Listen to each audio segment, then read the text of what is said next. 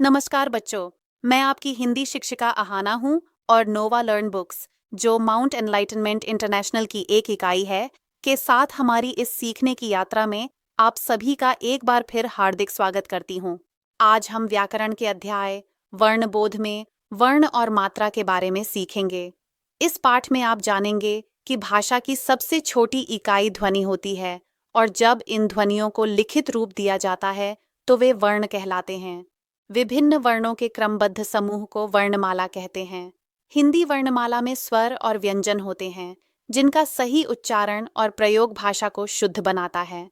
इस अध्याय में हम यह भी समझेंगे कि स्वरों की मात्राएं कैसे बनती हैं, उनका प्रयोग शब्दों में किस प्रकार किया जाता है, तथा अनुस्वार, अनुस्वार, विसर्ग और संयुक्त व्यंजन क्या होते हैं। साथ ही आप उच्चारण स्थान और वर्ण भेद के बारे में भी जानेंगे, जिससे आपकी पढ़ने और लिखने की क्षमता बेहतर होगी। वर्णबोध अध्याय 2। मनुष्य ने मुख से उच्चारित ध्वनियों को भाषा का रूप दिया है। बातचीत करने की विशेषता मनुष्य को अन्य जीवों से भिन्न तथा विशिष्ट सिद्ध करती है। मनुष्य के मुख से जो उच्चारण होते हैं, जो ध्वनि निकलती हैं, वही भाषा है। और जितने भी लिविंग हैं, जितने भी जीवित हैं प्राणी, उनमें केवल मनुष्य के पास ही बोलने की क्षमता है। इसलिए मनुष्य सभी प्राणियों में सर्वश्रेष्ठ कहा जाता है। भाषा की सबसे छोटी इकाई ध्वनि है। भाषा जब तो बनेगी जब हमारे मुंह से कुछ साउंड निकलेंगी, वो ध्वनि जो है, ध्वनियों के मेल से ही शब्द बनते हैं और शब्दों के मेल से वाक्य और वाक्यों से बनती है हमारी भाषा। अब ये जो ध्वनियाँ हैं, इन ध्वनियों को जब लिखित रूप दिया जाता है तो इन्हें वर्ण कहा जाता है। उच्चारित ध्वनियों को लिखित रूप में प्रस्तुत करने के लिए जिन जिन लिपि चिन्हों का प्रयोग किया जाता है, वे चिन्ह वर्ण कहलाते हैं। वर्ण वह लिपि है, चिन्ह है, जो विशेष ध्वनि के लिए लिखित रूप में प्रयुक्त होता है। वर्णमाला जिस प्रकार विभिन्न मोतियों के समूह से मिलकर एक माला बनती है, उसी प्रकार विभिन्न वर्ण समूह से मिलकर वर्णमाला का निर्माण होता है। हम कह सकते हैं कि वर्णों के व्यवस्थित समूह को वर्णमाला कहते हैं। हिंदी वर्णमाला में वर्ण के दो भेद हैं, स्वर और व्यंजन। हिंदी की वर्णमाला इस प्रकार है। स्वर में है ए, आ, ई, उ, रो, ए, ओ, औ।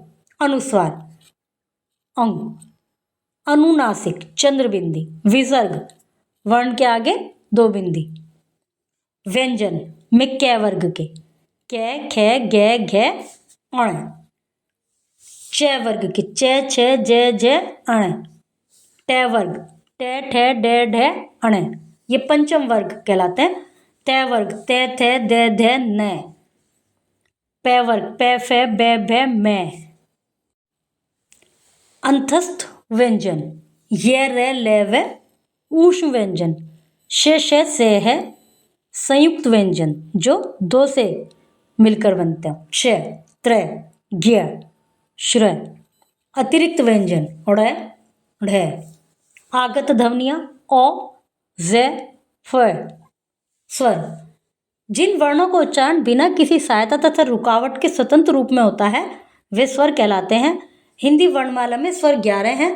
ये 11 स्वर हैं और जब ये स्वर किसी वर्ण के साथ यूज होते हैं, किसी व्यंजन के साथ यूज होते हैं, तो ये मात्रा के रूप में यूज होते हैं। जैसे ए की कोई मात्रा नहीं है, ज, ल, क, ल, ब, से। अभी इसमें ए की साउंड कैसे है, देखिए, ज ए की साउंड आ रही है, ल ए की साउंड आ रही है। तो यदि हम इसका वर्ण विच्छेद करेंगे तो हम इस तरह से लिखेंगे ज प्लस ए, ल प्लस ए। तो हर व्यंजन के साथ ए की साउंड आ रही है। आ इसकी मात्रा होती है। अब हम लिखेंगे ना, न प्लस आ प्लस मैं प्लस ए, यदि इसका वर्ण विच्छेद करेंगे। कै प्लस आ प्लस मैं प्लस ए। तो जब उसको व्यंजन के साथ लिखा जाता है, शब्द बनाया जाता है, तो वो मात्रा के रूप में यूज होता है। नया में छोटी, छोटी में वी, विपदा, निम्न, विश्व। बड़ी, अब यदि इसका वर्ण विच्छेद करें जीवन का, तो ज प्लस बड़ी प्लस व प्लस ए प्लस न प्लस ए, इस तरह से लिखेंगे। पर जब हमने उसको शब्द बनाया, व्यंजन के साथ यूज किया, तो उसकी मात्रा लगाई। ऊ, छोटे ऊ की मात्रा ये भी मात्रा ऐसे नीचे लगती है, शत्रु, सुमन, मधुर। बड़े ऊ की मात्रा दूर, फूल, धूल। रे जो रे होता है ऋषि, मृग, कृति, ये अलग अलग व्यंजन में अलग अलग जगह पे लगाया जाता है। ये भी आप आगे पढ़ेंगे, नीचे दिया हुआ है, पढ़ते हैं उसको भी। मृग, कृति, वृक्ष सब में नीचे लगा हुआ है इसमें, लेकिन कुछ शब्द ऐसे होते हैं जिनमें नीचे नहीं लगता।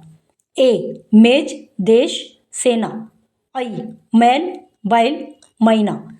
ओ मोल, चोर, घोर। औ बौर, पौधा, कौवा। स्वरों का प्रयोग मात्रा व मूल रूप दोनों प्रकार से होता है। व्यंजन के साथ लिखते समय स्वरों की मात्रा लगाई जाती है। रे में ऊ तथा ऊ की मात्रा नीचे न लगाकर रे के पेट में लगाई जाती है। जैसे रुक लिखते हैं तो रे में ऊपर ही लगाते हैं। रे की मात्रा व्यंजन के पैर में लगाई जाती है, मतलब रे में पीछे लगाई जाती है। और भी आगे जैसे और भी शब्द आएंगे उसमें भी अलग तरह से लगती है व्यंजन में, और बाकी व्यंजन में पैर में लगाई जाती है। पैर से मतलब जैसे ऊपर लग रही है मृग में। अनुस्वार, एक बिंदी केवल। अनुस्वार शिरोरेखा के ऊपर बिंदु के रूप में लगाया जाता है। इसका उच्चारण नाक से होता है। गंगा, हंस, कंठ, अंगूर, अंग। अनुनासिक, अनुनासिक का उच्चारण सभी स्वरों के साथ होता है। इसका उच्चारण करते समय नाक और मुंह दोनों से हवा निकलती है, जैसे आंख, हंस, पहुंचना, आवश्यकता है। विसर्ग, विसर्ग का प्रयोग मुख्यतः तत्सम शब्दों में होता है। इसका उच्चारण है की बात ही किया जाता है। नमः, प्रातः, प्रायः, अंतःकरण और तत्सम शब्द में होता है। स्वरों के भेद, ह्रस्व स्वर, दीर्घ स्वर और लुप्त स्वर। स्वरों के 3 भेद हैं। ह्रस्व स्वर, जिन स्वरों के उच्चारण में बहुत कम समय अर्थात एक मात्रा का समय लगता है उन्हें ह्रस्व स्वर कहते हैं। इन्हें मूल स्वर भी कहा जाता है। ये संख्या में 4 होते हैं। ए, ई, उ, रो। दीर्घ स्वर, जिन स्वरों के उच्चारण में ह्रस्व स्वर से दुगना समय लगता है उन्हें दीर्घ स्वर कहते हैं। जैसे आ, बड़ी, दुगना समय लग रहा है, अभी छोटी है फिर बड़ी है। ऊ, छोटा हुआ है बड़ा हुआ है। ए के दोनों इसमें आते हैं, ओ और औ। लुप्त स्वर, जिन स्वरों के उच्चारण में 3 मात्रा का समय अर्थात ह्रस्व स्वर से 3 गुना समय, तो उनको कहते हैं लुप्त स्वर, और इनका चिन्ह ये बना हुआ होता है, ओम, भैया, मैया आदि। लुप्त स्वरों का प्रयोग संस्कृत में किया जाता है, इनका प्रयोग हिंदी में नहीं किया जाता।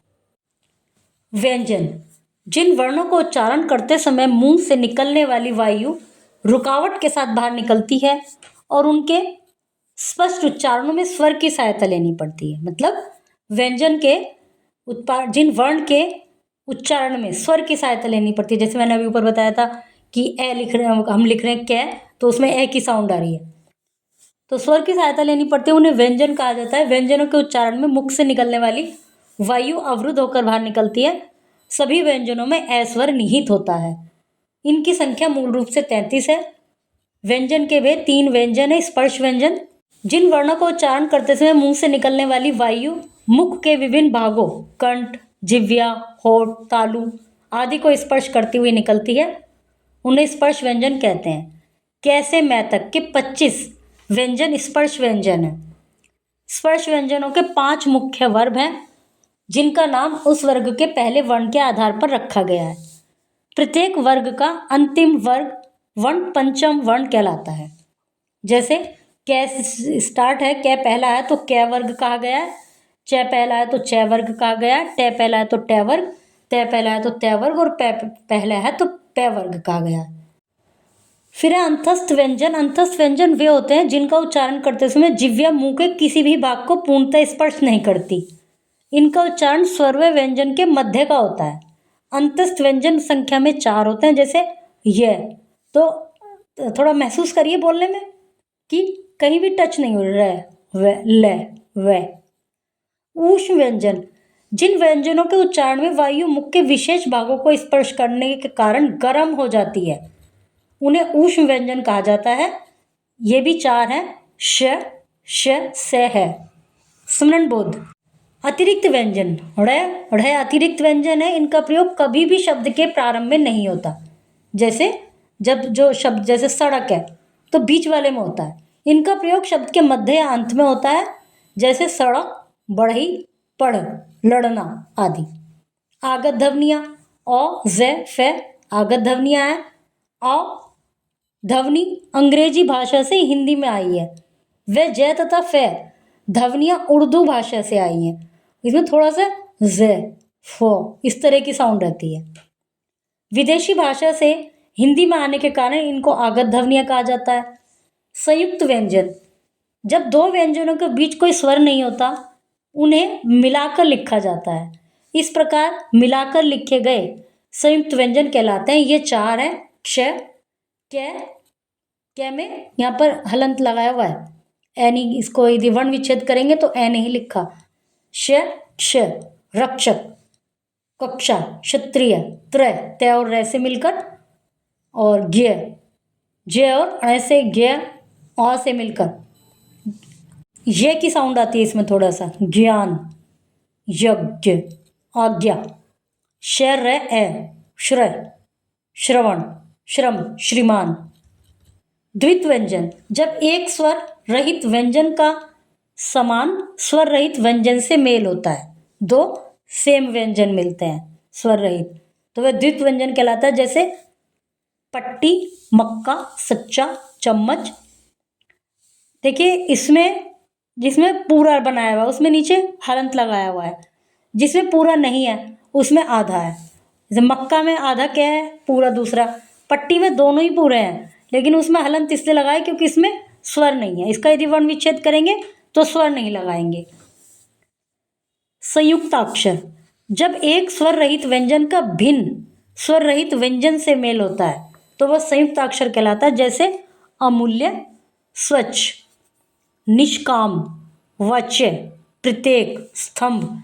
अब इसमें क्या है कि मैं प्लस उ प्लस ले प्लस ये प्लस ए नहीं आया इसमें, इस तरह से, तो वो हाफ हुआ है। रे के विभिन्न रूप, रे का प्रयोग विभिन्न प्रकार से किया जाता है। जब रे स्वर रहित होता है तो इसका प्रयोग रेफ के रूप में होता है। जैसे धर्म, गर्व, अर्थ, मर्म।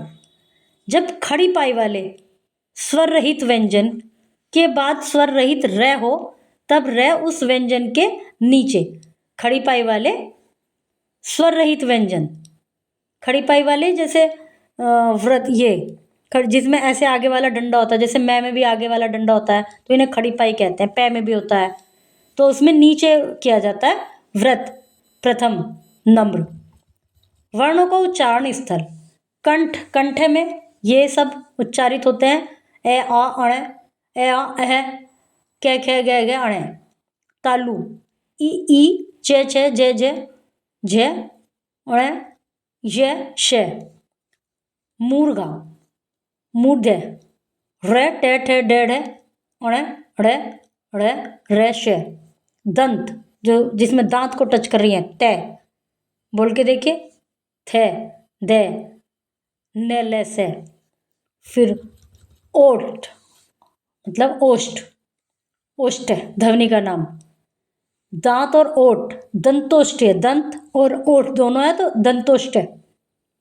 कंठ और तालु दोनों है, कंठ तालव है।